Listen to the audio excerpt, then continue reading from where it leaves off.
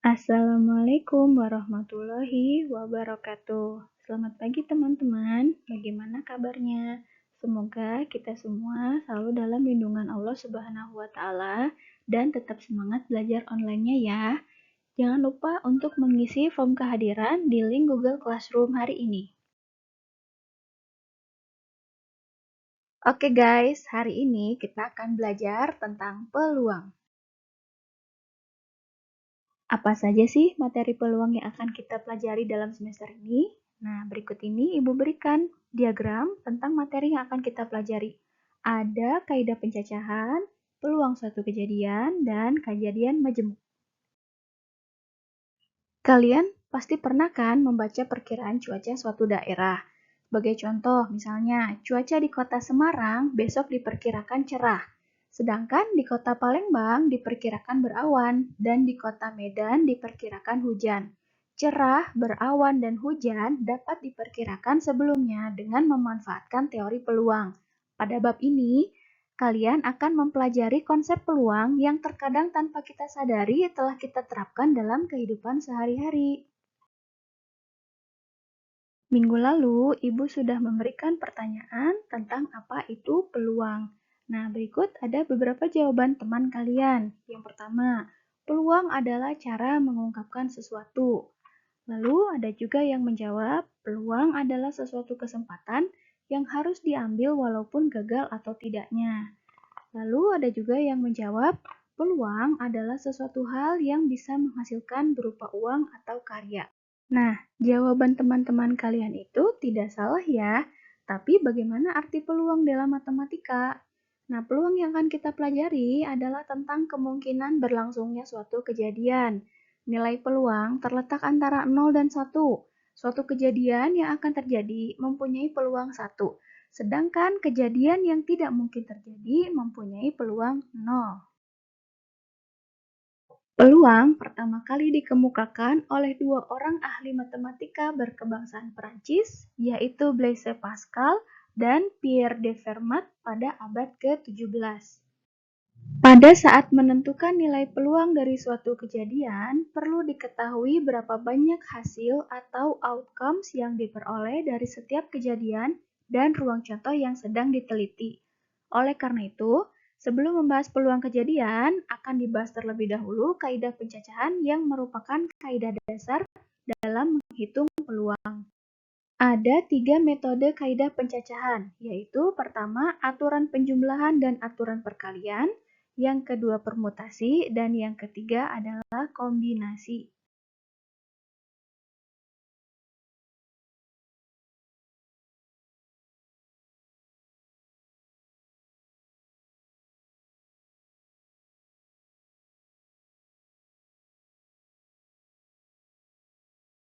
Oke, yang pertama kita akan pelajari tentang aturan penjumlahan dan aturan perkalian. Dalam kehidupan sehari-hari, tidak sedikit orang yang mengalami kesulitan untuk menentukan pakaian apa yang akan ia kenakan pada hari itu. Biasanya perempuan nih yang suka kebingungan. Semakin banyak pakaian yang dimiliki, maka semakin sulit orang tersebut membuat pilihan, padahal bajunya banyak. Contohnya seperti kemarin, ibu tidak bisa memutuskan baju apa yang akan ibu pakai hari ini. Ibu memiliki 3 kaos dan 4 kemeja, tapi ibu hanya bisa memakai salah satu saja. Nah, berapa banyak pilihan yang bisa dimiliki ibu? Karena ibu akan memakai kaos atau kemeja, maka ibu memiliki pilihannya 3 ditambah 4, jadi sama dengan 7 pilihan. Maksudnya, ibu bisa memakai kaos yang pertama, atau kaos yang kedua, atau kaos yang ketiga, atau kemeja yang pertama, atau kemeja kedua, atau kemeja ketiga, atau kemeja keempat. Jadi ada 7 pilihan.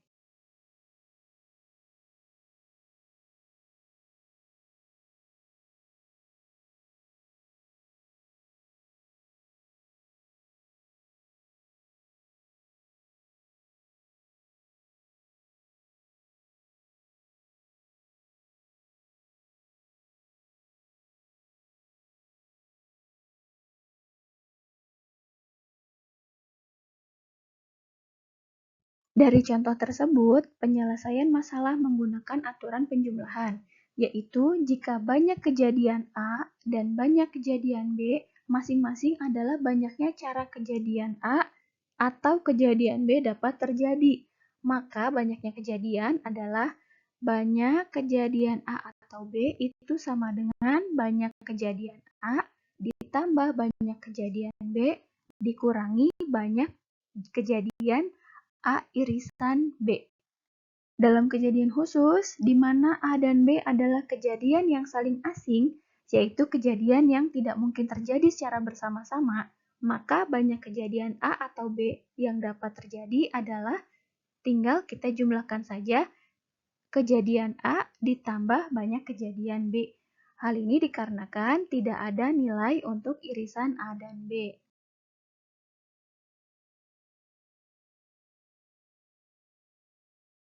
Sekarang perhatikan ilustrasi berikut. Setiap hari, Jimmy berangkat dari rumahnya ke sekolah dengan menggunakan bus, kereta, atau angkot. Untuk menaiki bus, kereta, atau angkot, ia harus jalan ke jalan utama dengan menggunakan beca atau berjalan kaki. Berapa banyak cara yang dimiliki Jimmy untuk sampai sekolah? Coba kita lihat diagram pohon berikut. Jimmy bisa naik becak atau jalan kaki untuk mencapai ke jalan utama, lalu naik bus atau kereta atau angkot untuk mencapai sekolah. Nah, dengan menghitung banyaknya cabang dari diagram pohon, dapat diketahui bahwa terdapat 6 cara yang mungkin. Penyelesaian contoh tersebut menggunakan aturan perkalian, yaitu jika banyak kejadian A dan banyak kejadian B, masing-masing adalah banyak cara kejadian A dan kejadian B dapat terjadi, maka banyaknya kejadian A dan B adalah N A dikali NB, atau banyak kejadian A dikalikan banyak kejadian B. Jadi, apa kata kunci yang harus kita ingat untuk membedakan kapan aturan penjumlahan dipakai atau aturan perkalian dipakai? Nah, sekarang ingat-ingat kembali soal yang Ibu berikan minggu lalu mengenai pemilihan pengurus kelas. Dalam ilustrasi tersebut, ada 2 jabatan yang harus diisi, yaitu ketua dan sekretaris. Adapun calon ketua ada 2, yaitu Andi dan Agung. Sedangkan calon sekretaris ada 3 orang, yaitu Anita, Ratna, dan Yunita. Untuk menentukan banyaknya pasangan calon ketua dan sekretaris, kita gunakan aturan pengisian tempat yang tersedia. 2 jabatan, yaitu ketua dan sekretaris, dianggap sebagai 2 tempat yang tersedia. Dalam hal ini, terdapat 2 calon yang akan mengisi calon ketua dan 3 calon yang akan mengisi calon sekretaris. Jadi, banyak pasangan calon ketua dan sekretaris yang mungkin dibentuk adalah 6 pasangan.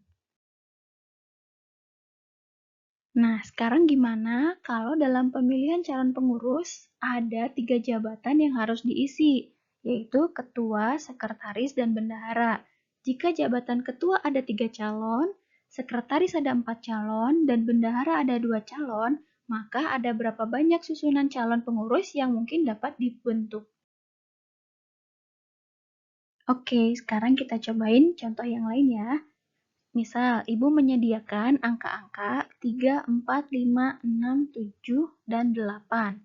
Berapa banyak bilangan yang bisa dibentuk jika bilangan itu terdiri atas 4 angka dengan setiap bilangan tidak boleh memuat angka yang sama? Bilangan yang terdiri atas 4 angka adalah ribuan. Nah, dalam ribuan itu ada ribuan, ratusan, puluhan, dan satuan.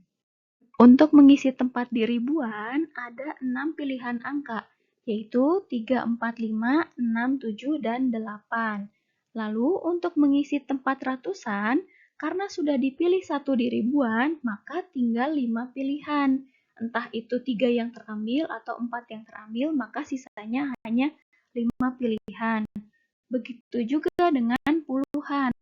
Karena 1 sudah terambil di ratusan, maka sisanya tinggal 4 pilihan. Dan juga di bagian satuan hanya tinggal 3 pilihan angka. Jadi, banyak bilangan yang terdiri atas 4 angka berbeda yang dapat dibentuk dari angka 3, 4, 5, 6, 7, dan 8 adalah 360 bilangan.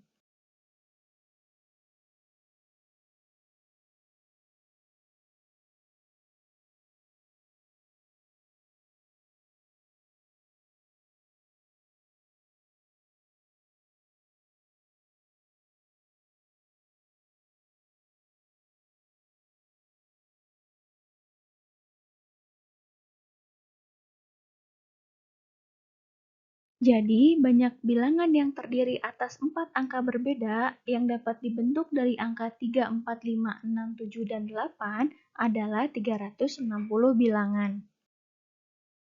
Sekarang coba kalian hitung berapa banyak bilangan yang dapat dibentuk kalau bilangan 4 angka itu memuat angka yang sama.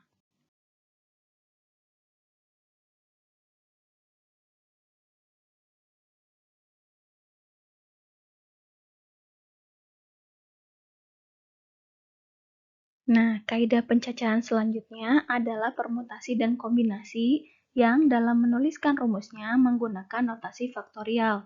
Oleh karena itu, sebelum mempelajari pengertian permutasi dan kombinasi, ada baiknya jika kita bahas dulu definisi dan notasi faktorial. Hasil kali semua bilangan mulai dari n menurun sampai 1 dengan n anggota himpunan bilangan bulat disebut n faktorial. Ditulisnya n lalu ada tanda seru. Dengan demikian, secara umum dapat dituliskan n faktorial sama dengan n dikali n-1 dikali n-2 dikali n-3 dikali titik-titik sampai dikali 1 dengan n lebih besar sama dengan 1. Oh iya, catatan ya, 0 faktorial itu sama dengan 1 dan 1 faktorial itu sama dengan 1 juga. Sekarang lihat contohnya. Misal yang pertama, 5 faktorial itu artinya 5 dikali 4 dikali 3 dikali 2 dikali 1. Jadi 5 faktorial itu perkalian angka dari 5 sampai dengan 1.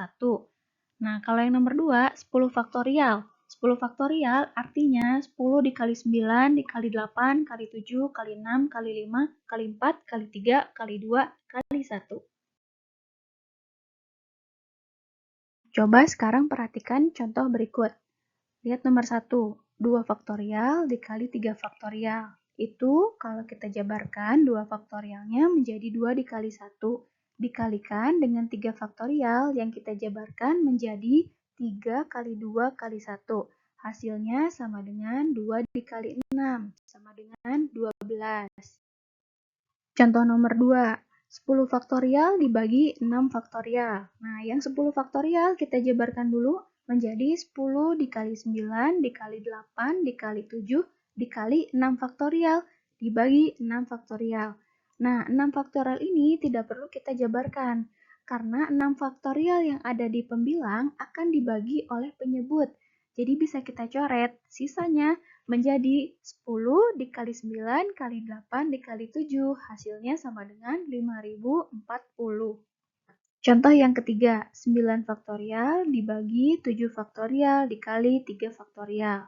Itu sama dengan 9 faktorialnya kita jabarin ya, jadi 9 dikali 8 dikali 7 faktorial. Dibagi 7 faktorial dikali 3 faktorial. Nah, kenapa Ibu berhenti di 7 faktorial? Karena bisa kita bagi dengan penyebutnya.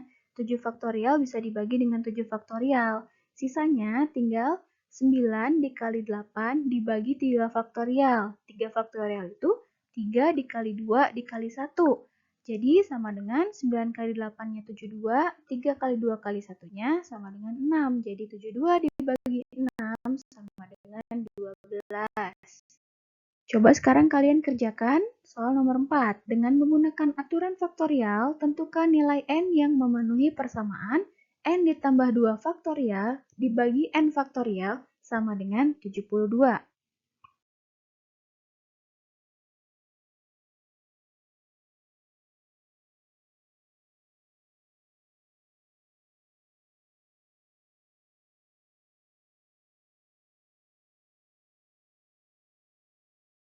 Itu tadi materi yang Ibu sampaikan mengenai aturan penjumlahan, aturan perkalian, dan notasi faktorial.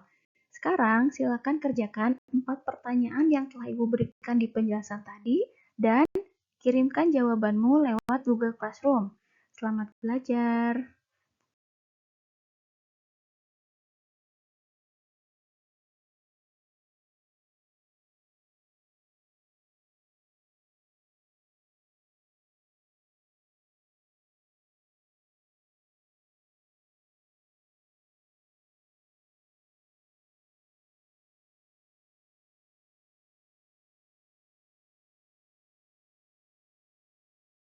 Materi hari ini cukup sampai di sini ya. Mudah-mudahan kalian paham sama penjelasan yang Ibu berikan tadi. Ibu mohon maaf kalau ada kesalahan. Wassalamualaikum warahmatullahi wabarakatuh.